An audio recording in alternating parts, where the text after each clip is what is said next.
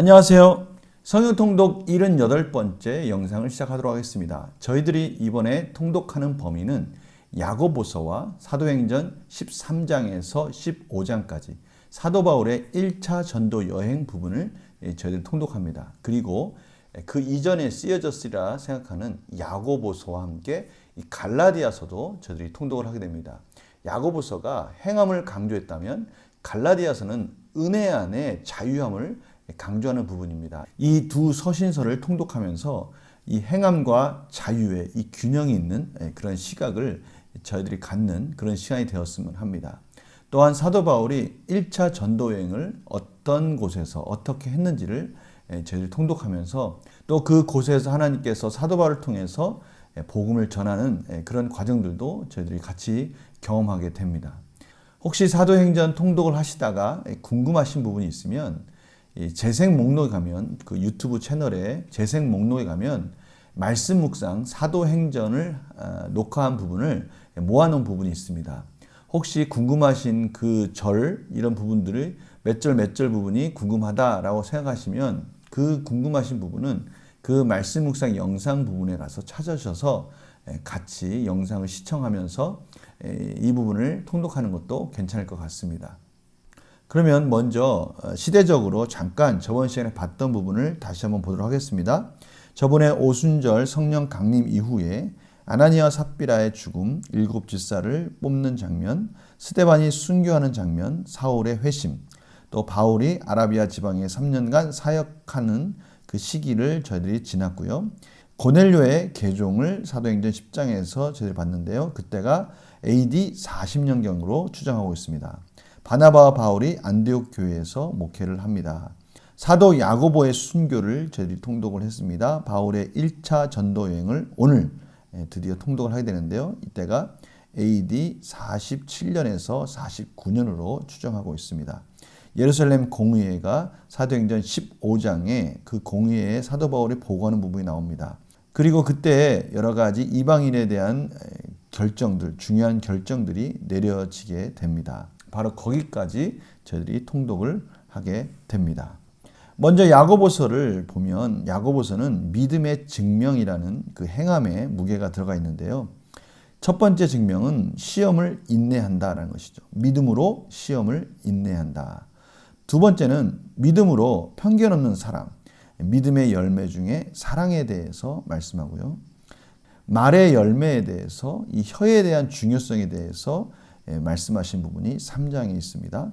그리고 마지막에 모든 일에 선함을 이루어가는 이 믿음이 야고보서에서는 행함으로 어떻게 이루어져 가는지를 하나하나 구체적으로 설명하고 있습니다.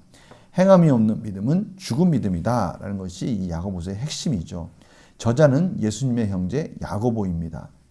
야고보는 사도행전 15장에 나오는 예루살렘 공의의 중심 인물로 등장합니다. 야고보는 요세푸스에 따르면 주후 62년에 헤게시푸스에 따르면 주후 66년에 순교한 것으로 되어 있습니다. 그러니까요, 예수님의 형제 야고보입니다. 사도 야고보와 다릅니다. 이 부분을 오해하지 않았으면 합니다. 기록 연대는 주후 45년에서 야고보의 죽음 직전 어느 때 정도에 썼을 것이다 라고 추정을 하고 있는데요. 좀 간격이 크죠. 45년에서 한 65년 정도 사이인데요. 어떤 학자들은 야고보서가 신약 성경 중에서 가장 먼저 기록되었다라고 주장하는 학자들도 있습니다. 야고보는 2장 2절에서 교회라는 용어 대신에 장로들과 교사들로 구성된 단순한 조직인 회당을 일컫는 헬라어를 사용한다는 점에서 교회가 완전히 정착되기 이전에 쓰여졌을 것이다 라고 추정하는 것입니다. 주제는 행함이 있는 믿음이다 라는 것이죠. 참된 믿음은 행동과 성품의 변화를 일으킨다 라는 것입니다. 따라서 이 믿음은 생명이 있다는 것이죠. 이런 변화가 없다면 그 믿음은 죽은 것이다. 행함이 우리를 구원하지는 않습니다. 행함을 통해서 저희들이 구원을 이루는 것은 아니죠. 그러나 행함으로 그의 믿음을 알 수 있습니다. 믿음으로 말미암아 구원을 얻었다고 하지만 그 믿음에는 반드시 동전의 앞뒷면과 같이 행함이 따라온다는 것이죠. 왜냐하면 믿음이 행함과 함께 일하고 행함으로 믿음이 온전케 되기 때문입니다. 그래서 마틴 루터는요, 당신은 믿음으로만 구원을 얻었으나 믿음만으로는 믿음이 아니다라고 그렇게 믿음과 행함에 대한 중요성을 강조했습니다. 야고보의 글은 어떻게 하면 그리스도인이 될 수 있는지에 대해 쓴 것이 아닙니다. 이 부분 너무 중요한 부분입니다. 저희들이 야고보서 읽을 때 이 기준을 놓치지 않으면 됩니다. 어떻게 하면 그리스도인으로 살아갈 수 있는지에 대해서 쓴 것입니다. 다시 말하면 우리가 믿음으로 말미암아 구원을 얻었는데요. 그 믿음으로 말미암아 구원을 얻은 우리가 이제 어떻게 하나님의 자녀답게 살아가야 되는지에 대해서 쓴 것입니다. 그 행함을 통해서 그리스도인이 된다는 것은 아니죠. 하나님에 대한 믿음만으로는 충분하지 않습니다. 믿음에는 반드시 행함이 따라오는 것이죠. 왜냐하면 마귀도 하나님을 믿기 때문입니다. 야고보서의 특징은요, 어떤 이는 야고보를 신약의 아모스라고 부릅니다. 강하게 회개와 또 행함에 대해서, 심판에 대해서 강하게 구약에서 외쳤던 선지자 하면 아모스가 유명합니다. 그 아모스 선지자와 같이 행동하는 믿음이 필요하다라는 것을 전하려고 108구절 중 54구절이나 명령문으로 기록했다라는 것이 이 야고보서의 특징입니다. 너무나 놀랍지 않습니까? 행함에 대한 부분을 강조하려다 보니까요, 거의 반이 명령문으로 기록됐다는 것입니다. 신약 성경 중 그래서 가장 실용적인 성경이다라고 말할 수 있습니다.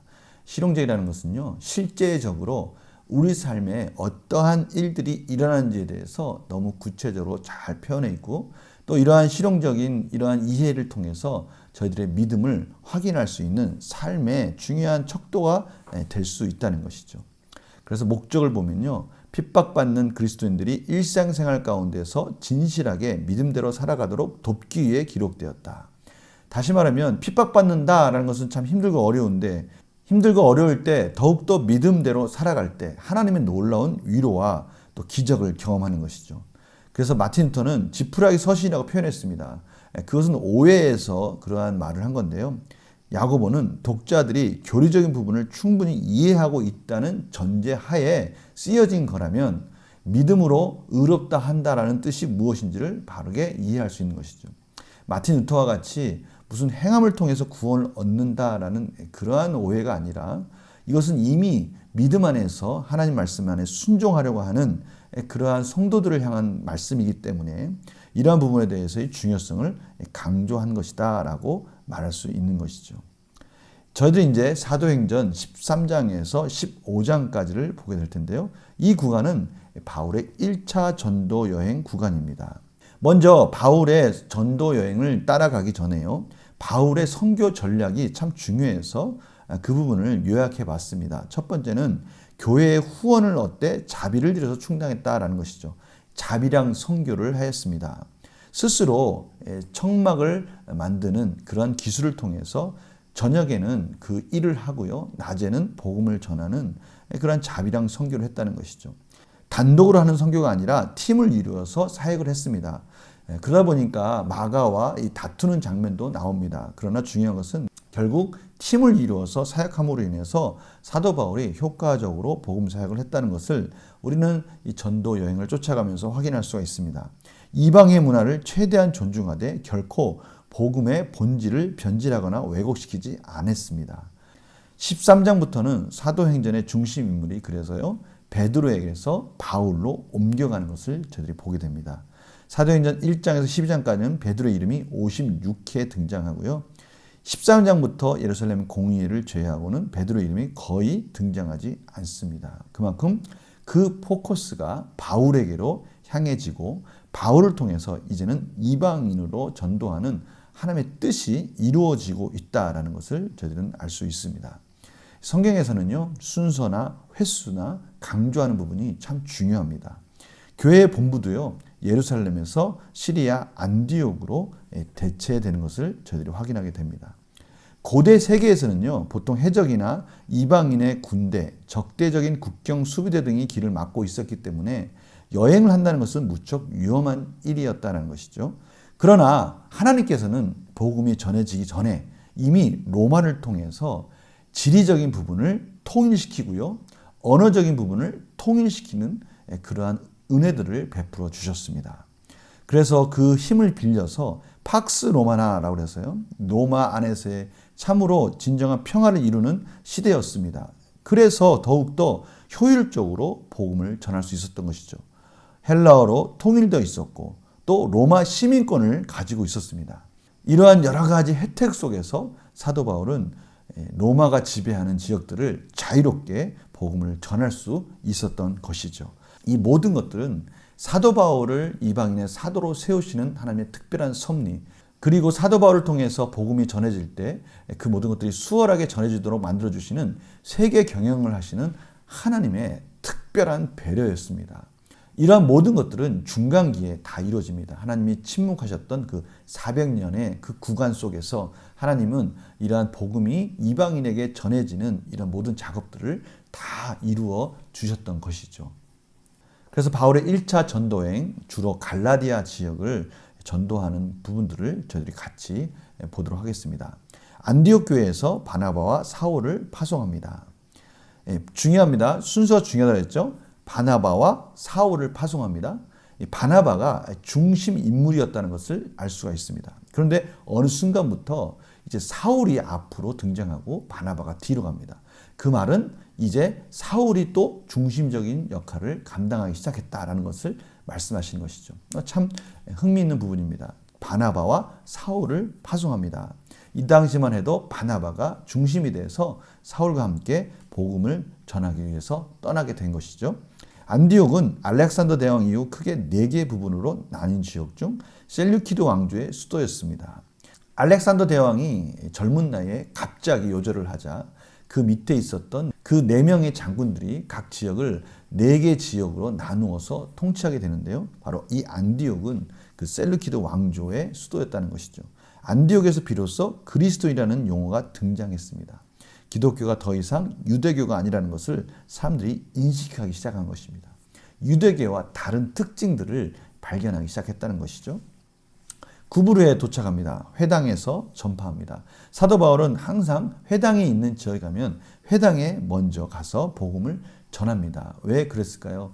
하나님의 그러한 구약의 지식들을 가지고 있기 때문에 수월하게 복음을 전할 수 있다라고 사도 바울은 생각하고 있었기 때문이죠. 마가 요한이 선교 여행에 동행합니다. 그는 바나바의 생질이었으며 나중에 마가복음의 저자가 됩니다.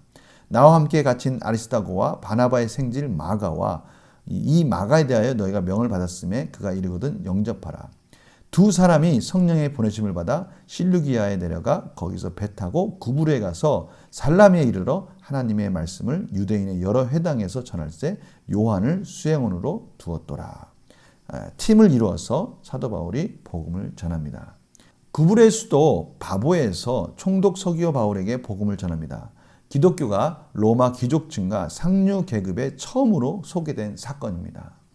이러한 사건들을 통해서 이제 복음이 구체적으로 로마 상류층에도 전도되어지고 선교되어지기 시작했다는 것은 이제 로마서에 가보면 구체적으로 그러한 증거들이 나타나는 것을 저희가 확인할 수 있습니다. 비시디아 안디옥에 갑니다.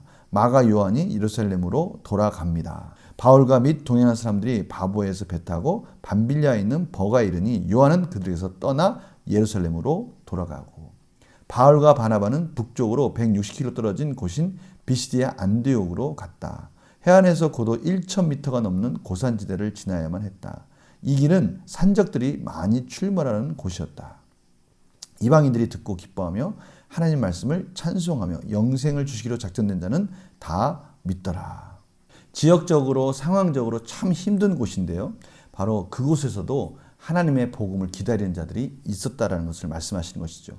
유대인들이 경건한 기부인들과 그 신의 유력자들을 선동하여 바울과 바나바를 박해하여 그 지역에서 쫓아내었다. 본격적으로 유대인들의 박해가 시작되었다라는 것을 말씀하고 있습니다. 이제부터는 가는 곳마다 유대인들의 박해가 점점 심해지고요. 사도 바울은 그럼에도 불구하고 그곳에서 하나님의 기가 막힌 섭리 가운데 복음을 전하는 기적들을 경험합니다.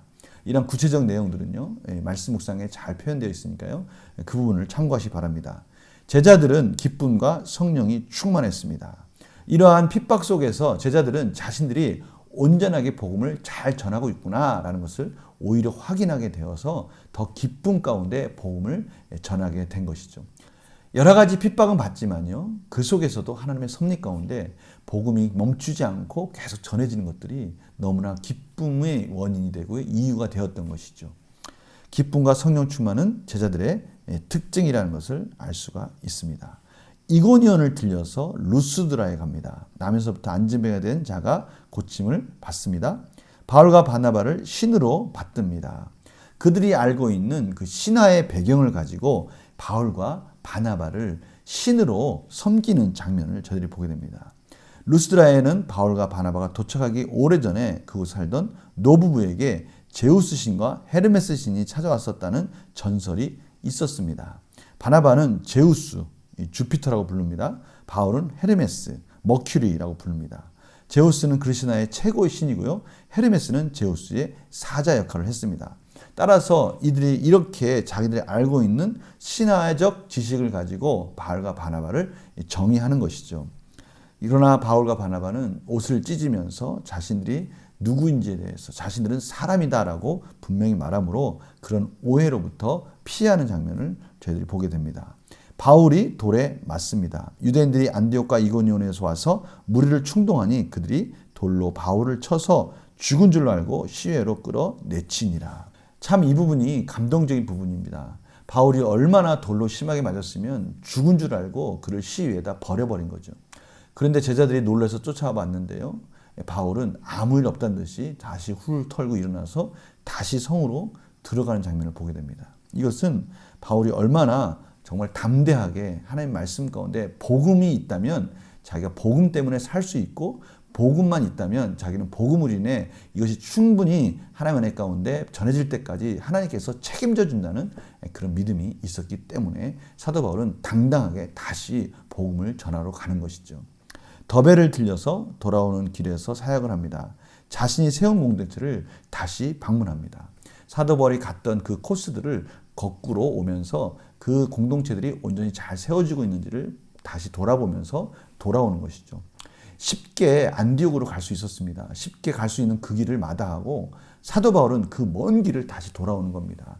복음을 전하기만 하는 것이 아니라 사도 바울은 그 복음을 전한 곳이 온전하게 잘 성장하고 있는지, 온전한 복음 속에서 말씀 속에서 성장하고 있는지를 끝까지 양육하는 것까지 책임지면서 그 먼 길을 돌아왔다는 것을 저희들은 보게 되는 것이죠. 참으로 중요한 부분입니다.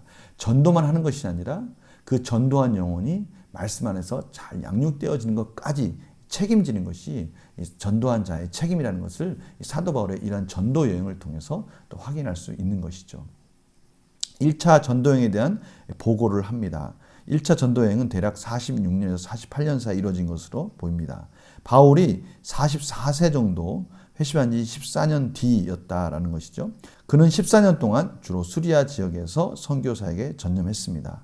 그 후에 내가 수리아와 길리기아 지방에 이르렀으나, 갈라디아서 1장 20절 말씀 가운데 이 갈라디아 지역에서 바울이 중점적으로 1차 전도행 사역을 했다는 것을 알 수가 있습니다. 바울의 선교 전략은요, 주된 상업 중심지, 주요 도시, 그리고 로마의 식민지에 우선적인 관심을 두었어요.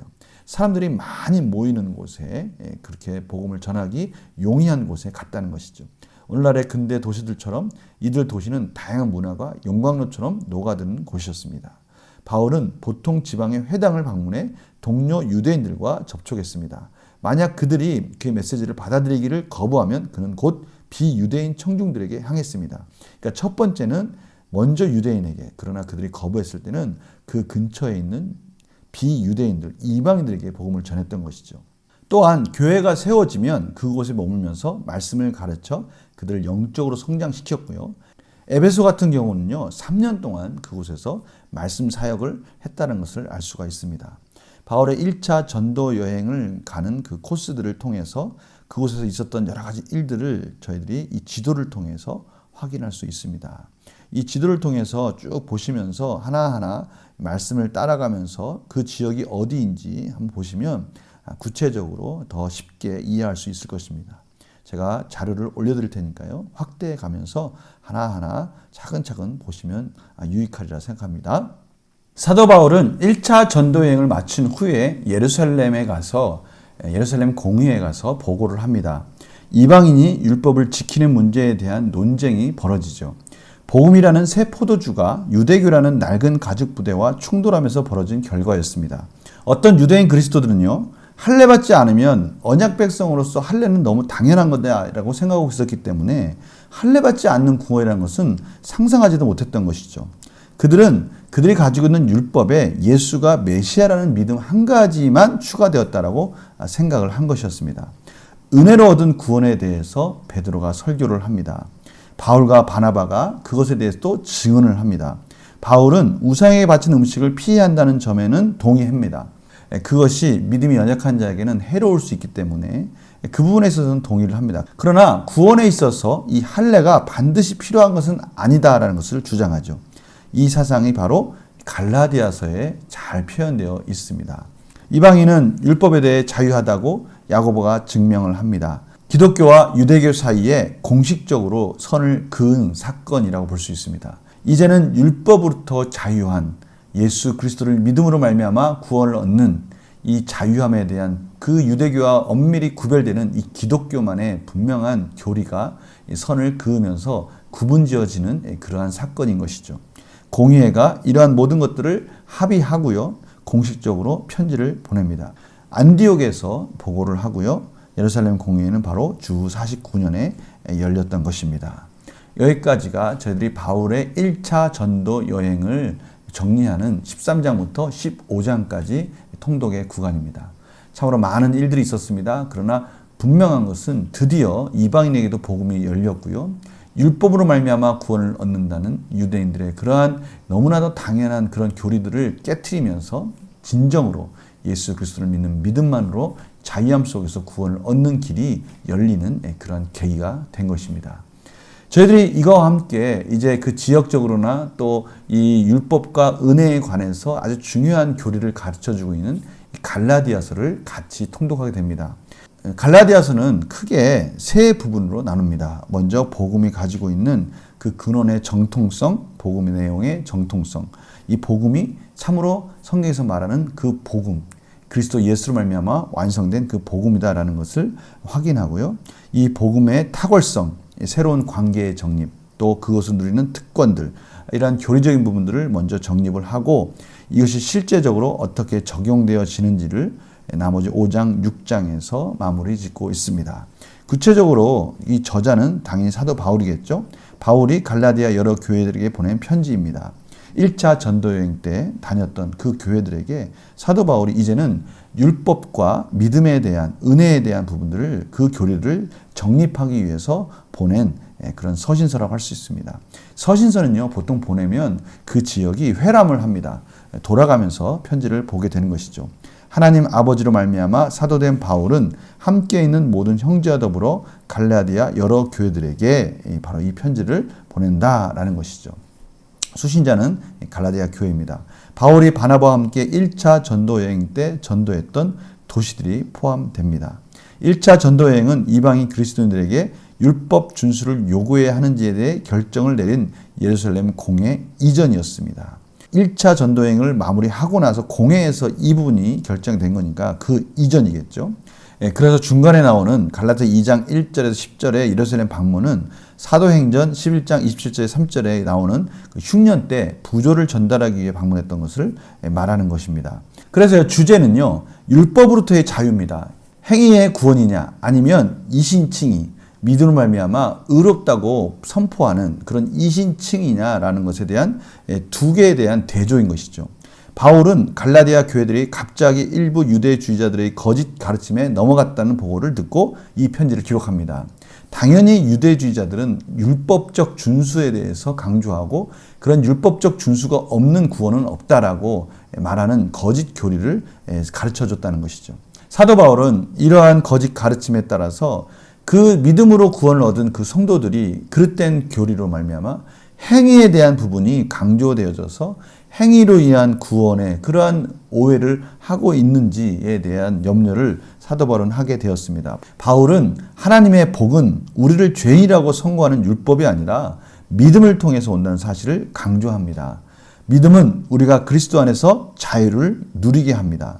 믿음으로 그리스도 안에서 누리는 자유는 방종이 아니라 성령이 이끄시는 삶을 통해 의의 열매를 맺는 것이다 라는 것이죠. 그래서 핵심 구절을 보면요, 저희들이 잘 알고 있는 갈라디아서 2장 20절 21절입니다. 이것이 이 복음에 대한 것을 집약한 겁니다. 내가 그리스도와 함께 십자가에 못 박혔나니 그런즉 이제는 내가 사는 것이 아니요 오직 내 안에 그리스도께서 사시는 것이라.